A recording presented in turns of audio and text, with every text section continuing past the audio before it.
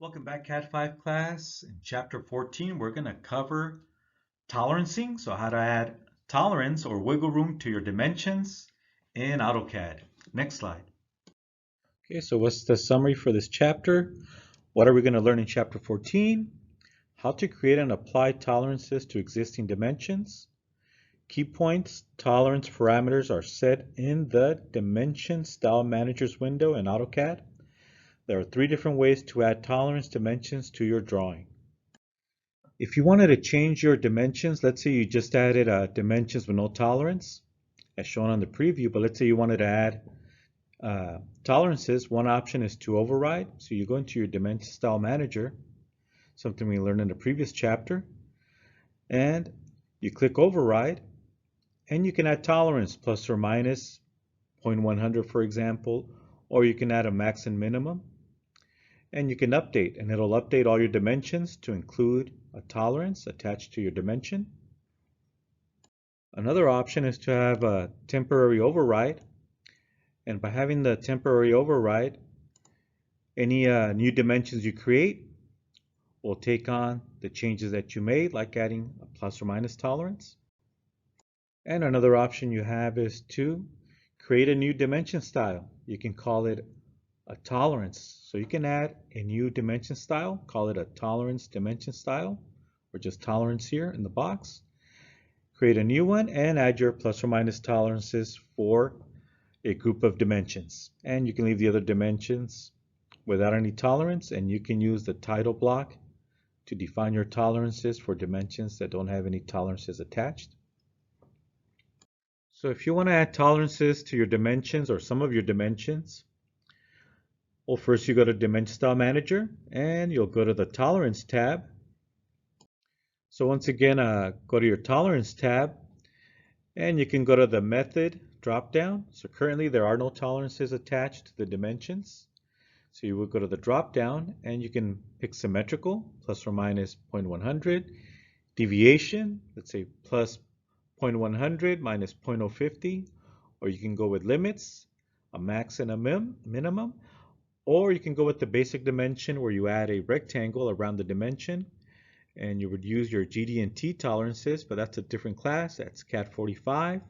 That's for GD&T, geometric dimensioning and tolerancing. Another way to add tolerances is by first selecting the dimension or group of dimensions. First select them. It'll be highlighted. Then you right click and you're going to go down all the way down to properties. So at the bottom of the list you'll have the option to change properties and a window will pop up on the left with properties. You can change decimal places, you can change, you can add tolerances, you can change units, you can change the size of the dimension, for example. Next slide. So as mentioned on the previous slide, you're going to go over to this window. And you can just scroll all the way down to the tolerance location. And again, this is a summarized version of the Dimension Style Manager. And you can scroll all the way down to the Tolerance tab or Tolerance location. And from here, you can go to the drop down and select what type of tolerance you want to add. Do you want limits? Do you want deviation? Or do you want symmetrical or even basic tolerance option? And then you can type in your tolerances for the upper and tolerance for the lower. So this is how much wiggle room you're giving, how much the machinist and inspector can be off by. And as long as the measurement falls between the basic dimension and the given tolerance, then the part is accepted. If it falls out of that range, then the part has to be rejected from the quality department. And if you want to change decimal places, you scroll up, go to the primary units, and go to precision. And from the pull down here, you can change the number of decimal places. And again, I'll walk you through it on the assignment video. Next slide. Okay, here we have a bushing. So just imagine we have this fork made out of iron. And so that the hole doesn't get damaged from wear and tear, one of the options you have is to insert a press fit bushing. So you just make this diameter slightly larger than the hole. So that way you'll have an interference fit where the hole is larger than the cylinder, or in this case, the press fit bushing. So you can force it in there, tap it in there, or you can press fit it in there with the machine. Now in this case, they didn't put a bushing, they just put a rod inside, and we have a little set screw that holds the rod. You turn the set screw, it's just a screw without a head.